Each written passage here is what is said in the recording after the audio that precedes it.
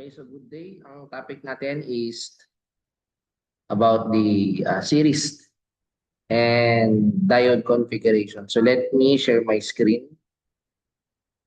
Okay, so okay, whiteboard.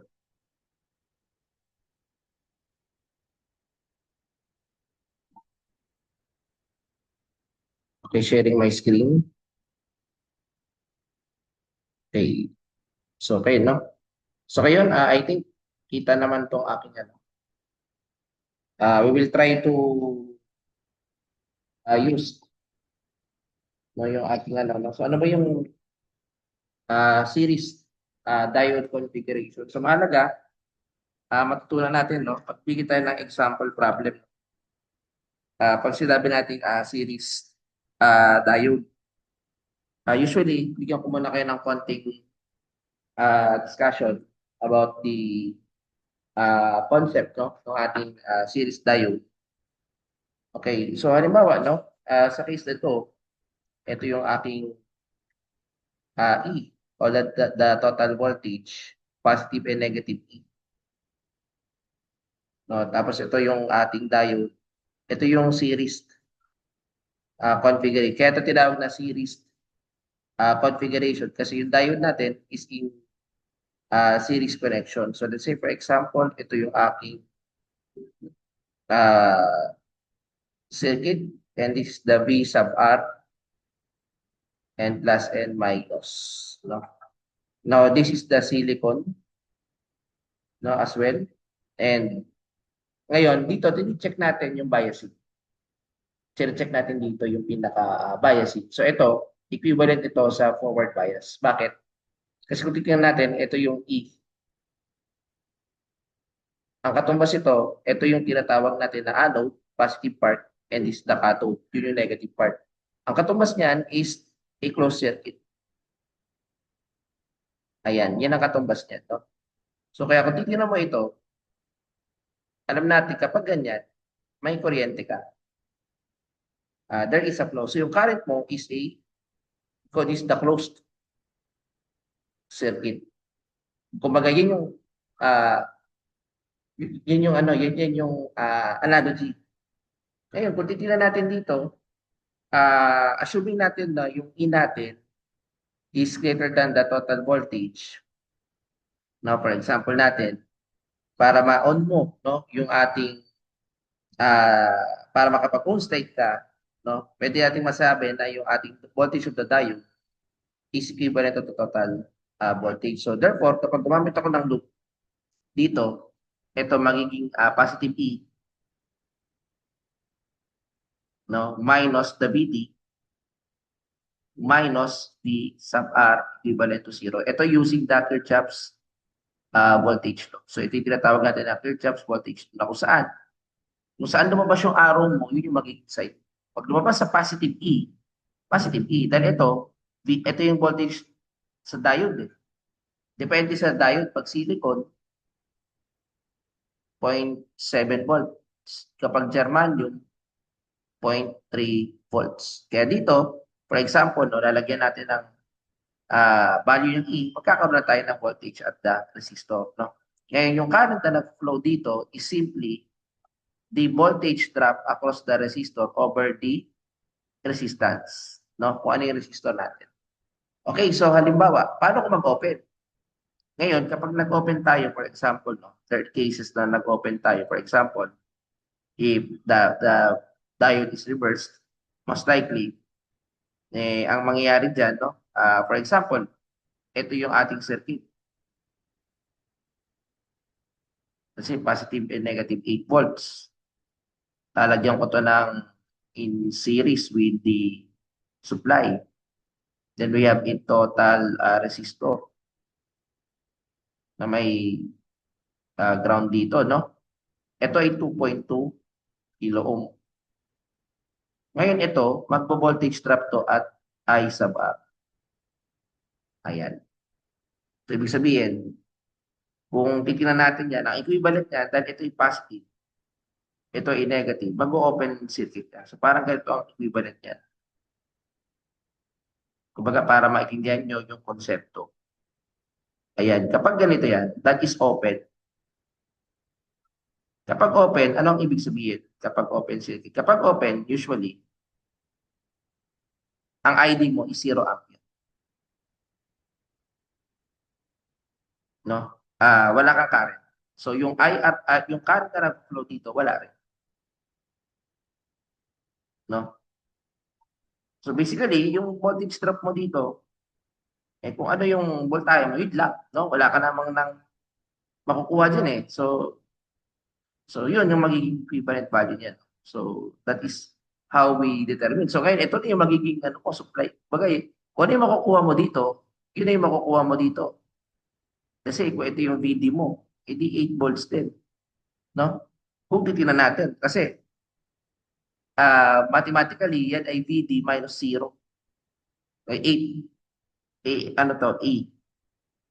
O, kumbaga meron kang E minus uh, or VT minus 0. So, ibig sabihin, yan na rin yung magiging voltage drop mo. No? Sa series configuration using the KVL. No? Ngayon, ang isa pang instances, kapag nakakita kayo sa circuit, halimbawa, ganito itsura. Ito positive. Then yan, volts. Kapag ganito yung itsura, that is, let's say, negative 5 volts. No? Or simply, 5 volts, pero negative yung kanya. Diba? So, 5 volts, no? Pero negative yung kanyang approach. Or parang ano siya, let's say, negative 5 volts, ito yung imo, E2. Okay? So, yun ay sana malinaw. So, magbigay tayo ng example para madaling maintindihan. Okay, so for the example that we have, let's say, ito yung example ko, no? Magbigay ako ng example. Let's say, ito, positive 12 volts. Pero ito yung approach. Ito yung the silicon. Then this is the germanium. Ganito yung itsura. Ayan, this is an example of a series configuration. Let's say this is 5.6 kilo ohms. Ito yung ating VO. Okay, kapag maglulup ka dito, usually ire-retro mo yung circuit. Pag niretro mo yan, ito yung itsura ng 12 volts. Ito yung positive 12. Ito yung ating ano, ah, 0.7. Kasi ito ay 0.3 germanium. Ito ay 0.7. At ito naman yung point, ah, 0.3. Okay, ito naman yung 0.3. Okay, kasi ito yung silicon, ito yung germanium, no? Tapos ito yung ating ano, ito yung ating circuit na may resistor ka. Okay, lalagyan natin ng ground. Ito yung 5.6 kilo ohms. Tapos ito yung supply. Ito yung positive and negative PO. Now, to solve that, to analyze the circuit, no? Tingnan niyo yung ano, yung konsepto, no? Paano ba natin kasi ang hinahanap dito, determine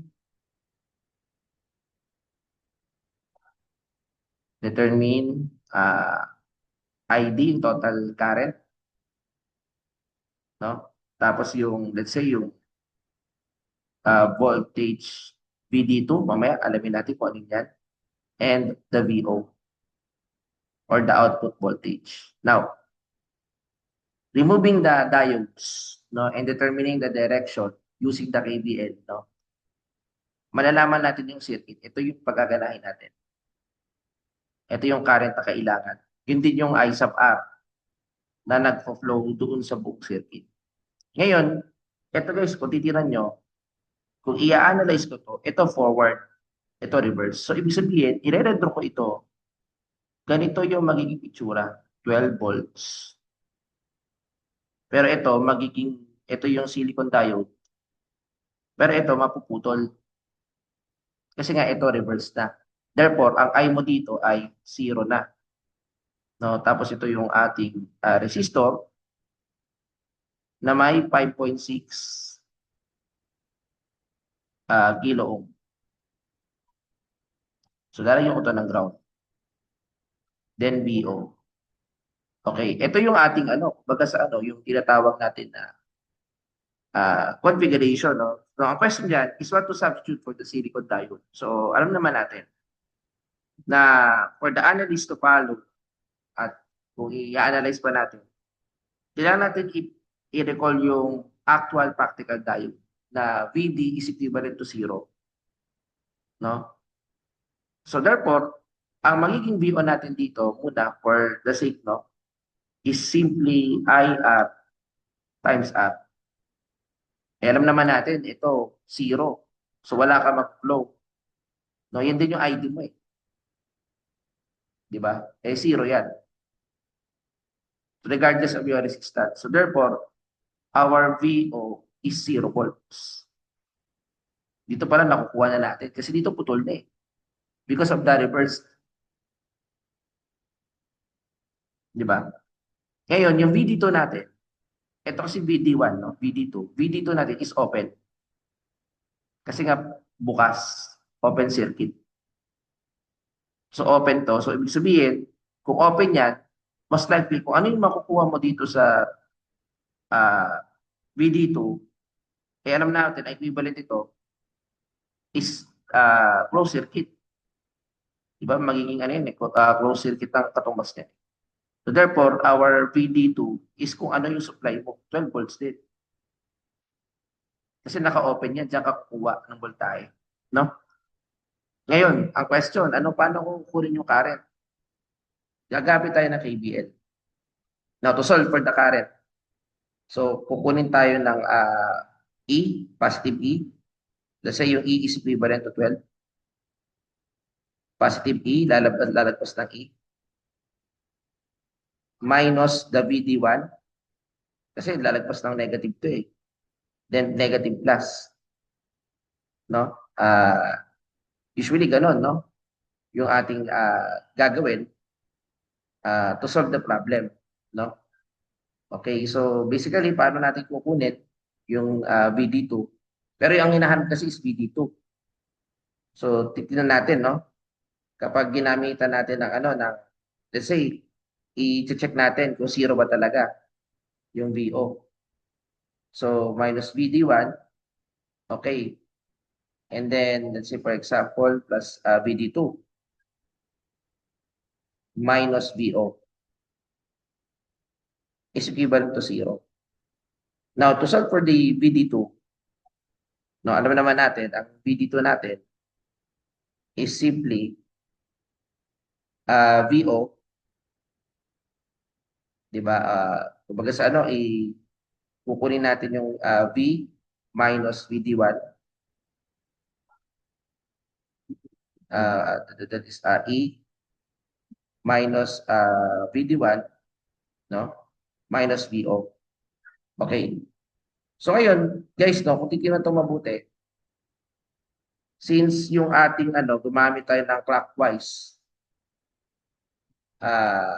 direction. Gumamit tayo ng clockwise direction. Nauna yung positive, no? Positive, negative. No? Anyway, nga pala dito, dahil ito ay kumbaga sa ay negative din pala, no? Kasi nag-open to eh. Nag-open pala to, sorry. Wala nga nag-open to. I-clear ko lang. Nag-open siya. Wait lang. Yan. I-open ko lang itong circuit. Wait lang ah. Ay. Tama dito. Ayan. Okay. So ngayon, gamitin natin ng no? That is positive 12 o positive E. Kasi ang katumbas yan, ito na yan. So positive 12, no? Minus 0.7. Eh, ngayon, alam naman natin, hinahanap natin yung yung VD2, no? Minus VO na 0 ang nakuha natin. O, yan yung kukunin natin. Ito kasi kukunin natin. Yan. So therefore, ang ating VD2, alam naman natin, kapag, let's say, 0 ampere, ito 0 din pala to, sorry. So magiging VD2 natin is 12 volts, regardless, no? Kasi ito magiging closed circuit to. Let's say, ang gagamitin natin dito, guys, is actual practical diode. So sa actual practical diode,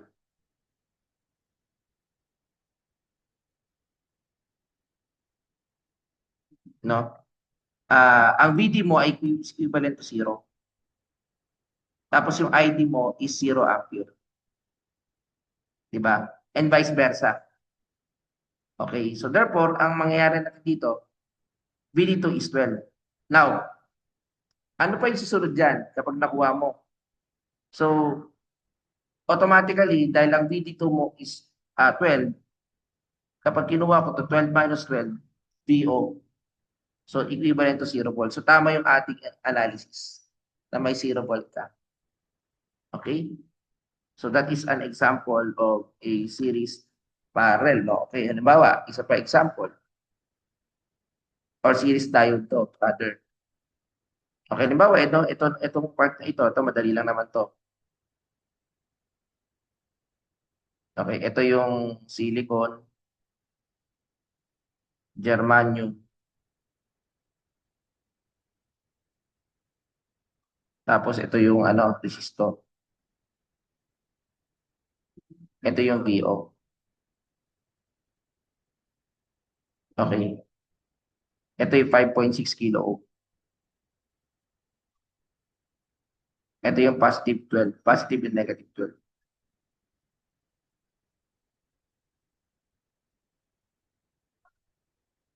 Okay, so gagamitan ko ng KVL. So 12, dahil closed circuit to, minus 0.7, di ba? Tapos minus 0.3, equivalent to V sub R, na yan din yung V sub O. Kaya ang V sub O ko is 11 volts. Di ba? So yan yung output voltage. Ngayon, kung gusto mo kunin yung current, madali na lang. V sub R, Ohm's law over R. Yan yung nakuha ko na across, na meron kang 11 divided by 5.6. Ngayon, pag sinolve ko ito, meron kang 1.96 milliampere. So, kung hinahanap dito is the uh, current, no? Total current. Yan yung 1.96 milliampere. Ngayon, so, in comparison, no? Tingnan nyo guys, no? Nung kanina, pinagpalit ko. O, di ba, ginanito ko, nagbago. Nagbago, no? So, bakit? Bakit siya nagbago? Tingnan nyo yung analysis. Okay, tingnan nyo yung analysis, no? Ngayon, kung magbabago ito, ang tendency nito kasi guys, no? Ito, magiging ganito. Di ba? Ito yung 12. I-compare lang natin, no? Ito yung magiging silicon. Ayan. Tapos ito, mabubuksan. Ang problema, kapag ganyan, open circuit na. Di ba? So, regardless, no? Kung ito yung VO mo, yung current na nagpa-flow dito, 0. Kaya pag tinanong kayo dito, sa analysis natin, ano yung magiging solution natin to get for the VO? Ito yung R. Ako, regardless sa R, dahil yung current na nagpa-flow dito, yung I, ay 0 na. So, yung VO mo is 0 R, is 0 volt. So, 0 volt ang makukuha natin dahil putol na. Kasi nga ang diode ginagamit for switching. Ngayon, kapag gusto mong kunin yung VD2, so ito yon, ito kasi yung VD1. Ito yung voltage diode sa 2. Bukas na ito. No? Ngayon, ang magiging equivalent nito, pag gusto mong kunin to, magiging closed circuit to. Di ba? So dito, no bias equation. Kasi gagamitin natin na ang VD1 mo ay 0 volt. And ID1 is 0 ampere. Kaya, VD2 mo, most likely, ay galing sa E minus VD1 minus VD2 minus kumbaga sa VO, no? Alam naman natin nung siniris natin kanina, 'di ba yung VD2 natin? Ito 12 minus 0 minus 0. Kaya 12 volts. Pero ang VO mo is 0 kasi 12 minus 12